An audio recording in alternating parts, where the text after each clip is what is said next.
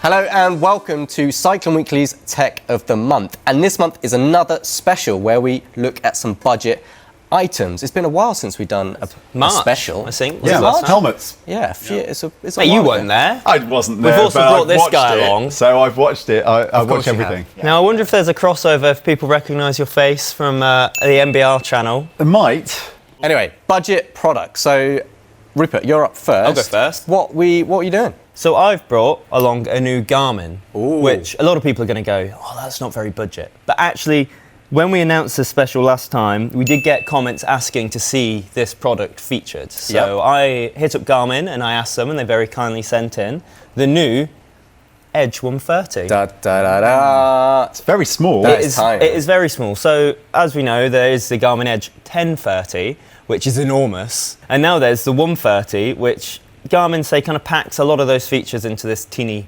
tiny body, because it is really very small. It's like a 1030 but at a distance. Yeah. 1030 half a mile away.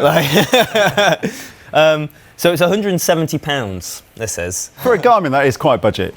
So Compared to their 1030, Yeah. it is Well, yeah, it is. But obviously they do the Edge 20 and the Edge 25, but they're very old products now and very different. They don't have this sophisticated shape and design, battery life and features that this has. So is this going to take over from the Edge 20 and 25, do you think? I don't think so. This is kind of a bit more performance orientated, whereas the Edge 20 and 25 is a bit more like first computer. Yep. You just want something that does speed and distance, really. Whereas this is a little bit more fancy pants. You can customize data screens like you can on all other Garmins. Let's press start and see what we've got going on.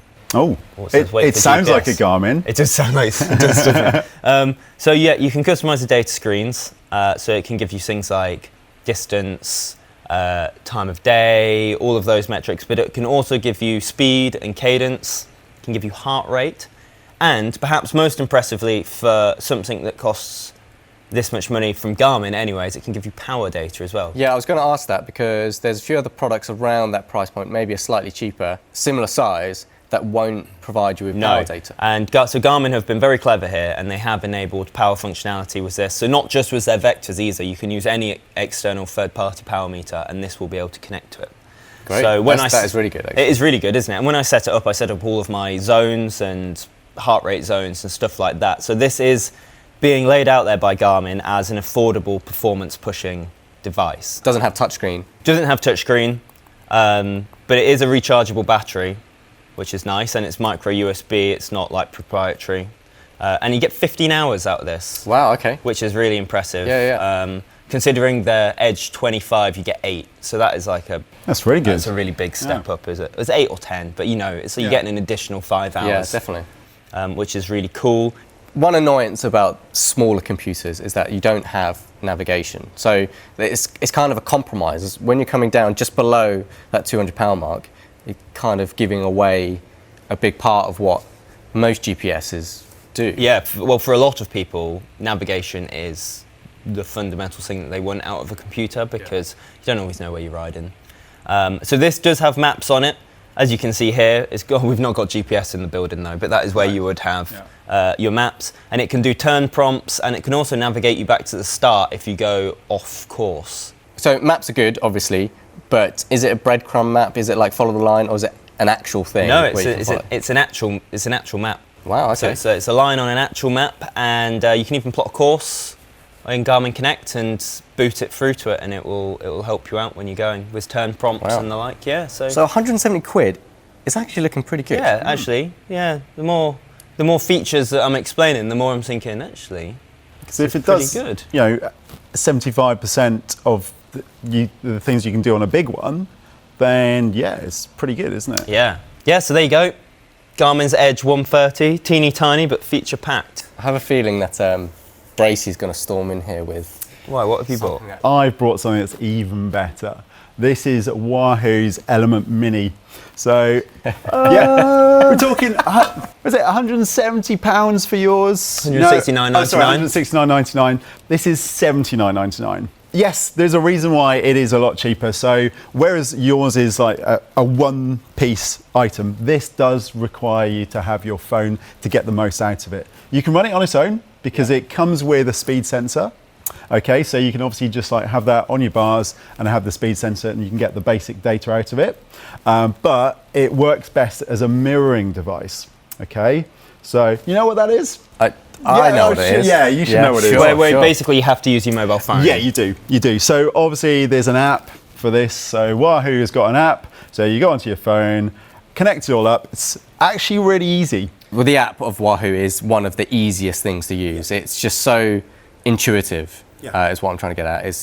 It kind of, you pair it up and then everything's on your phone. So it's utilizing everything that's good about your mobile and taking away everything that's bad about like touchscreen We are enormous computers fans and stuff. of the Wahoo app. Yeah, exactly. Super simple to like set up. Obviously, then it does use your the battery of your phone. That's the only downside to it. But as you said, it's got the capability of this. So when it's mirrored properly, you can do live tracking. You can obviously have all of your data on here, and it's got several screens. Okay. So rather than Let me just stop you there. Yeah. So this unit does not have GPS. No, this doesn't. The reason being is obviously it's incredibly light, 31 grams, wow, okay. but it only uses a battery, so it's not rechargeable. So obviously if you were to have GPS on this, it would mean that it would just drain it completely. So you can't actually record your ride without your mobile phone? Without your mobile phone. How much does a mobile phone cost, James? I don't know. That's not a budget item. But it does record the rides. So that's the thing about it, is it will record your rides if you're using it just with the speed sensor. But it won't show you where you've been. No, you have to then have like sort of connected it to your phone to be able to then get that data, or have it on your phone, or have it connected to your phone to get the most out of it as well.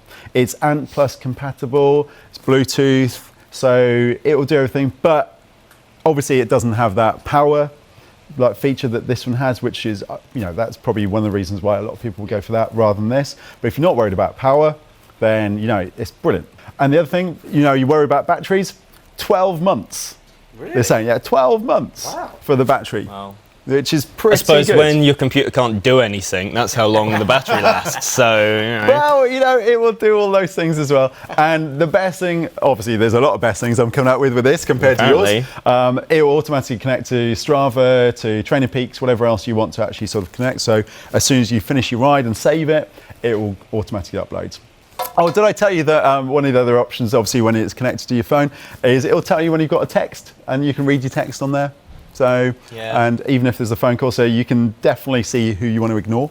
Yeah, I do like doing that. They need to include like I'm riding my bike button, so like an automatic. That'd be amazing, wouldn't automatic reply going, I'm out riding my bike. Yeah, that would be great. Wahoo, Garmin, get on it. There's a race. We set you a challenge. The first person to do that, double click to do it, wins. Pretty cool. 2 computers. Obviously, big differences between them. So we should probably say that yes, that is a much cheaper option, but then this is budget for a lot more functionality. Yeah, and that's what I kind of wanted to say, is like budget is dependable on your circumstance and what you value and what you see what as you want to get out of it, isn't exactly. It as well? So if you are serious about your numbers and stats and training, then the Garmin seems like the budget version of the 1030 to give you all of what you need in terms of data.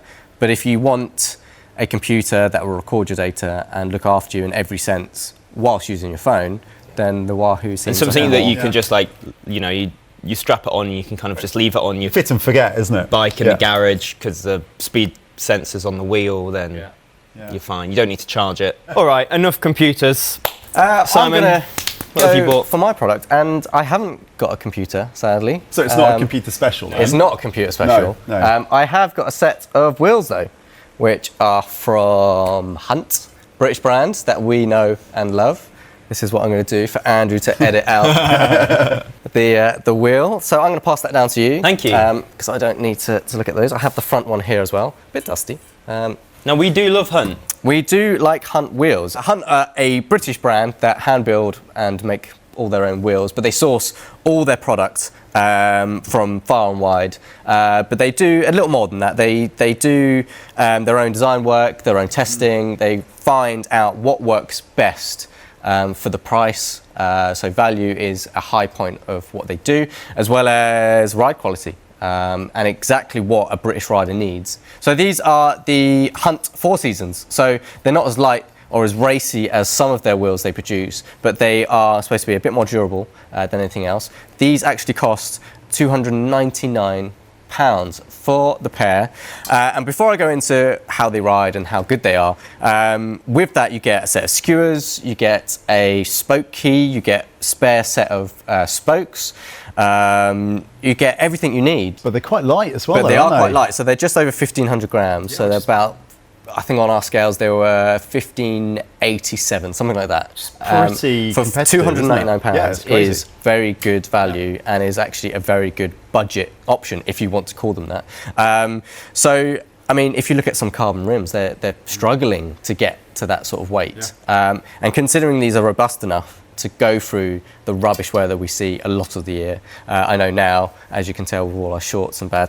And your terrible tan very lines. bad tan lines. These tan lines, those tan lines. Yeah, we won't talk about those too much, okay? So I can actually protect myself from the sun like an adult, so Yeah, I'm fine. you can. So these actually handle very well, and they feel light enough and responsive enough when the days like today, it's very hot, it's 29 degrees, and it's like, I actually don't feel like I'm losing anything on these sets of wheels. Like, it's kind of hard to explain in the sense that they won't buckle or they won't get destroyed. The bearings are double sealed, for example, so water ingress and grit is going to struggle to get into there. As well as you can easily maintain them yourself. If you wanted to pull them out and give them a bit of grease, you can do. Before we go any further, now I've been riding a pair of Hunts quite a lot Yep. recently, and they have the most amazing hub sound. Oh, you've got to have a good And hub I sound. just want to see if this is the same. Please do. Yep. It's like you're being chased by bees. It's amazing. Chris King, eat your heart out. See, the good thing with that as well is you don't need a bell. You just go up just behind coast. people and just coast for a little bit, and they go, "Oh, what's that coming over?" That is an incredibly antisocial free hub. Yes, I love free hubs like that. Yeah. You feel like they are working, and it's a reassuring sound. It's so raw and angry, isn't it? It is, yeah. And that's what I love about these wheels. Tubeless ready. Yep. So what are the rim widths? Whoa, 19 internal, which is standard. It's pretty standard, It's isn't it? standard So, now. You've got the likes of Specialized and Zip going a bit wider internally, sort of 20 and a bit above. A lot of the cheaper wheel sets actually are a bit narrower. Yeah. Real cheap stuff is still at 15 mil, but they've mostly moved up to like 17 mil now. So 25s, 28s can fit quite nicely on here. Yeah. They mushroom out very well. Sticking with tubeless, you get the tubeless tape on the inside. Yeah, these come set up ready for it, don't they? Yes, actually? they do. They come with the valves as well. So you get everything you need to set it up. With a slight rim depth, which is about 28 mils, I think. So they say it gives you an aero advantage. I mean, that's... It's negligible. That's kind of isn't it? very negligible. I can't even say that word. But yeah, 28 mil deep is not going to give you a huge advantage, but it gives you something more than your standard box section. But yeah, I'm very happy with Hunt. I think they've done a really good job. Nice one. Yeah, spoke counts. Should we get going? 1, 2, 3. I think you started on that one though. So it's 3. No, that's 2. Spoke count, without Rupert counting all of them, is 24 front, 28 rear. Okay. So they're not hugely spoked wheels. Like you'd expect something a bit more robust to have a few more spokes in 28's them. still a good amount, isn't it? It's a good amount. Yeah, I think things are going away from like 32 spokes and stuff now, aren't they? Yeah. You hope you don't need that many spokes to make Well, them that obviously strong. not. And Hunt have proved that. Shall we talk about the bike? Bike of the month! Ta-da! It's a bike of the month! What's this big blue thing behind us? Bike of the month! Shall we move on to Bike of the Month? That was good. So yes, Bike of the Month, as you can see behind us, and we're going to do that classic thing of trying to not look behind us. Oh my god, it's a bike! It's a bike! Who put that there? It's Canyon Endurace AL 7.0. It's 105. It's 1350. You can buy this bike for. And although I wasn't the biggest fan of the rim brake version, I am a very big fan of the disc brake version. And to get the sort of the negatives out of the way, I wasn't a huge fan of the rim brake version. It's got an 8 out of 10 in our tests not so long ago, and I just felt that rim brake sort of restricted the bike almost. And being an aluminium bike and being fairly small as I am, it was quite rough and ready, I thought. Otherwise, it was very, very good. It was very responsive, handled very well. And I feel like the disc bike brings all of the good qualities of the rim brake version and enhance those, and then takes away all the bad qualities. So disc brakes obviously give you more clearance, gives you wider tyres. These bad boys, Continental Grand Prix, are, well, should be 28 mils. They're actually measuring 30. Yeah, they look just about above 42. Look at the size of them. Just above 30. So all that harsh aluminium stuff that I was getting from the rim brake version, I didn't feel at all in this. So we filmed our summer special on this bike. I just feel that the discs on this, as well as the wider tyres, just really make the bike big time. Now this is a superbly fun bike. Yes, because you tested last year the 8.0. Yeah, so the Ultegra version, which you can still get. It's just a bit more money. It's not a huge amount more money though, actually. No. They've priced it as Canyon always do. Really competitive. Really and that's still the aluminium one as well. Still aluminium, but still got a carbon fork, as this does.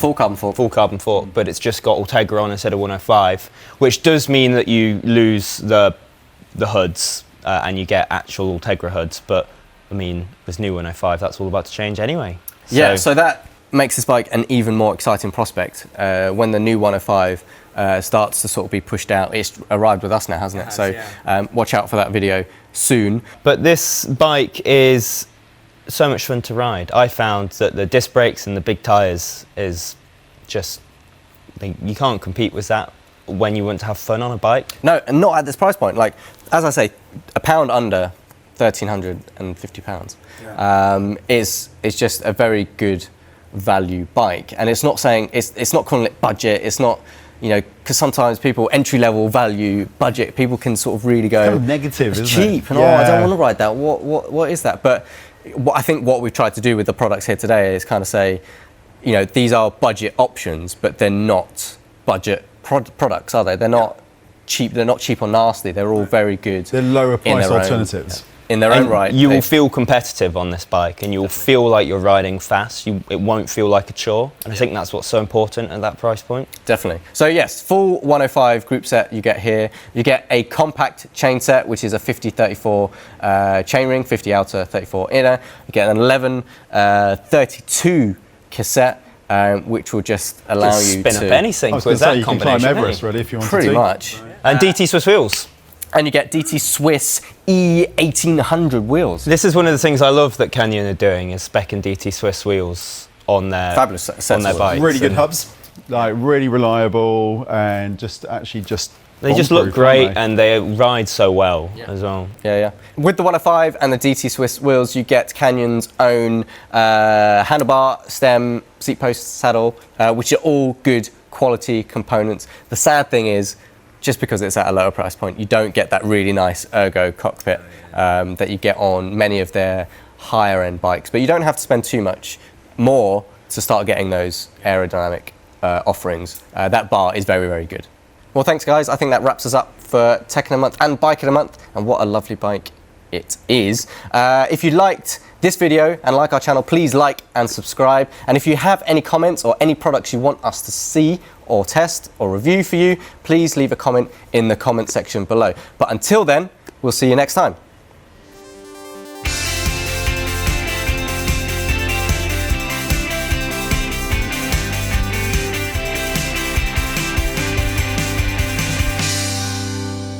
Comment in the section below if you would like to see Oliver Bridgewood back. He's gone, Simon. He's gone. I taught him everything he knew. Oh God. He's left me. You've got me now. Oh Jesus. He's left me.